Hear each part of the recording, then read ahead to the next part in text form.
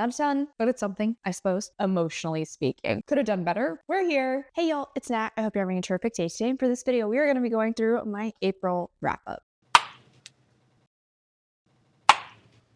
All right, so before we get into anything bookish, make sure to hit like and subscribe down below. And you got to tell me in the comments, what was the most surprising book you read in April? So being completely honest, April felt like it lasted 3 months as opposed to 1. But we're here. I maybe did not have the most successful reading month, but at the very least, I saved myself from falling into a reading slump. So that's a big deal. Let's go ahead and start out strong with my stats. So across April, I read 8 books. And through those books, I read 2,573 pages. That does include converting audiobook hours to pages. But when it comes to audiobook hours, I listened to around almost 34 hours. This is actually pretty low. My average rating was 3.56, which is actually the lowest average rating so far this year. And then unfortunately, I did have 2 DNFs. When it comes to the little goals I keep for myself, I did not read a book that was more than 500 pages. I did, however, read a manga, and I did also read a nonfiction, which on that note, let's talk about genres. I actually read 1 historical for the first time in quite a while. I read 2 horror, 1 manga, and 1 nonfiction, as I was saying.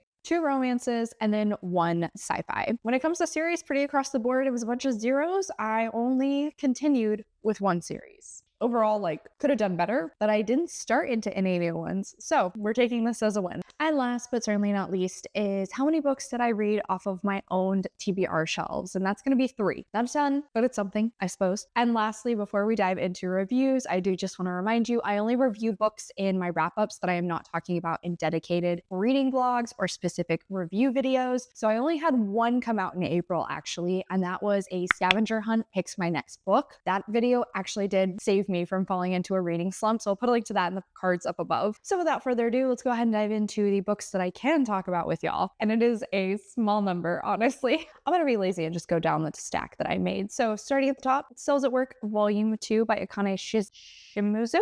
Sorry, might have butchered that. Obviously, this is the next volume in the Cells at Work manga series, which I started in March and continued to have a really good time with it. Every issue is basically a different problem that is starting to affect the body. So we have heat stroke, there are cancer cells. There was also one that actually talked about the life cycle of a cell, which was really interesting. And across the board, this is just a lot of fun. It's an action adventure story, I would say, mostly focusing between this one specific white blood cell and one specific red blood cell who just keep accidentally running into one another. But along with being entertaining, it just actually does feel like it's teaching me something. It feels like watching Bill Nye the Science Guy when you were a kid, where it's entertaining because you get to watch TV, but your teacher is tricking you into actually learning something. So yeah, I did really enjoy this one. It is kind of hard to get invested in any of the characters given the fact that they're just cells. I mean, they don't even have names, they just have numbers. So that's one issue I kind of have, but even still, I'd give this 4.5 stars. I really enjoyed it. Before we dive into the next one, I'm gonna go toss this tea bag so I can drink my tea. Okay, that's better. Next up, for the nonfiction book I read this month, took me a little while to make my way through it, but I did finally finish out Disfigured by Amanda Leduc. So this is on fairy tales, disability, and making space. I personally went into this book thinking it was going to be an analysis of fairy tales and viewing them through the lens of a disabled person and seeing the impact that the representation of disabled bodies in fairy tales has on children and by extension society and how we view disabled people. In reality, I would say this was much more of a memoir. I did think there were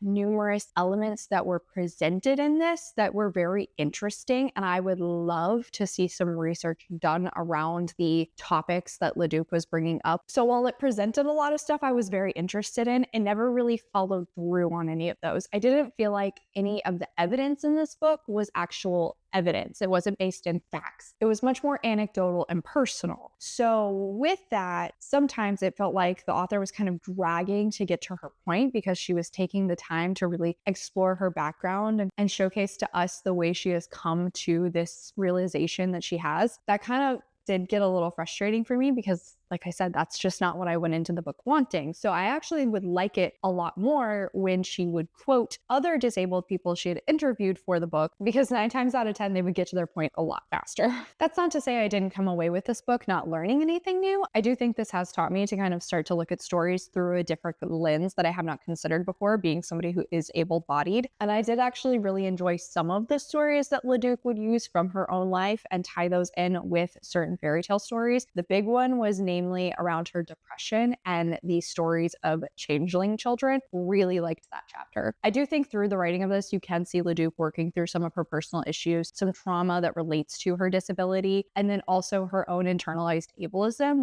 which all of that I did enjoy, and I really liked following that story with her. But like I said, this didn't really give me what I went into it wanting. I don't necessarily know if that's on me, how other people have sold this book. But still, overall, I am glad I finally got around to reading this one. It's like a 3.75 star. I'm going to go ahead and round it up to a 4 for my little graphic because I did enjoy this overall. I'm going to keep it on my shelves. And there are a few things in here that I could definitely see myself looking back on, but this feels like a starting point for the conversation I was wanting to have. And so if you have any recommendations kind of going off of this, please let me know. I would love to look into them. Next up is actually not in the stack, but I read Girls of Flight City by Lorraine Heath. And this was the kind of surprise historical I was not anticipating, but I have officially started into my Buns and Roses TBR jar challenge for the 3rd year now. If you don't know what I'm talking about, I'll put a link to the short explaining it up above. But this is actually a really interesting story based on true events. When during World War II, prior to America getting involved in the war, there was a training center that was actually opened in Texas to try and teach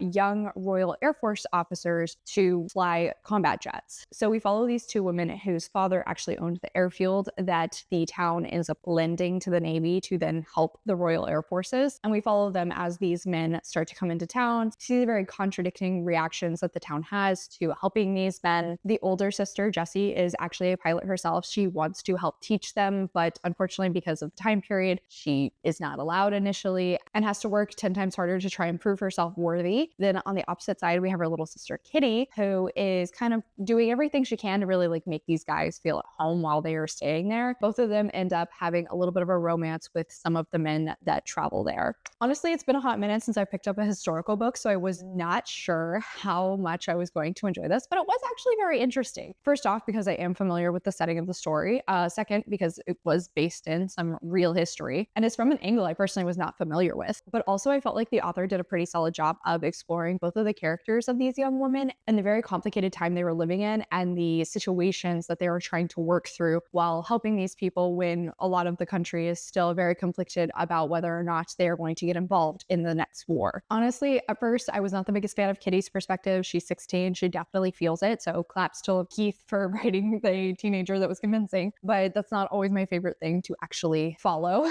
However, I was pleasantly surprised at a twist she ended up doing. I was really expecting there was going to be a different sort of twist. And so she surprised me with what ended up happening. And it definitely led to some really complicated feelings in the book. I think overall, Heath did a really solid job of like eliciting emotions throughout the story because it is a roller coaster ride, emotionally speaking. As far as the plot goes, I would not say it's especially shocking, apart from that one element that did sort of take me off guard. I also really liked that this had a letter writing angle where their brother had actually left the US to go and train and help in Britain before America got involved, which was very dangerous and could have resulted in him getting arrested when he came home. But he ends up sending letters back. And so they are privy to things that are on the front lines and really seeing the impact of what they're doing here happening over in Europe. So an unexpected read for me, but I did enjoy it overall. I ended up giving this one 4 stars. I think if you have any interest in like any of the topics I just mentioned, you should definitely check it out. And lastly is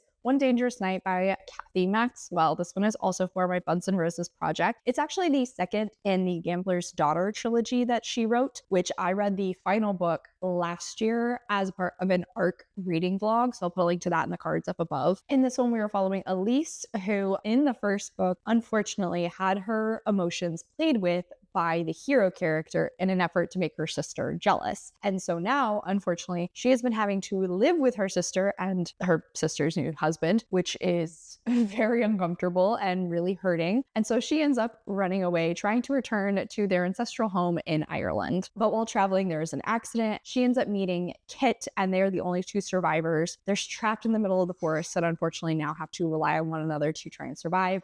And a little bit of a romance starts to develop. This is definitely a pretty slow burn. And I would definitely say it's stronger on the adventure angle of the story because overall, I just had a lot of fun with it. I wasn't super taken away with the romance, though it was very cute. And I think the highlight of the romance for me was the chemistry between 𝗖cie and Kit because they play off each other. They have such great banter. It's a really entertaining time. That said, 𝗖cie has a habit of kind of getting emotional and running off, which causes so many problems and yes, is frustrating, but it made for a plot that never got boring. I did actually really appreciate how slow burn this was and that these two characters slowly got to know one another and sort of developed a friendship and started to trust each other before romantic feelings started to develop. And then I was pleasantly surprised by a family drama angle that showed up in the second half that I didn't know that was coming, but I was really sucked in.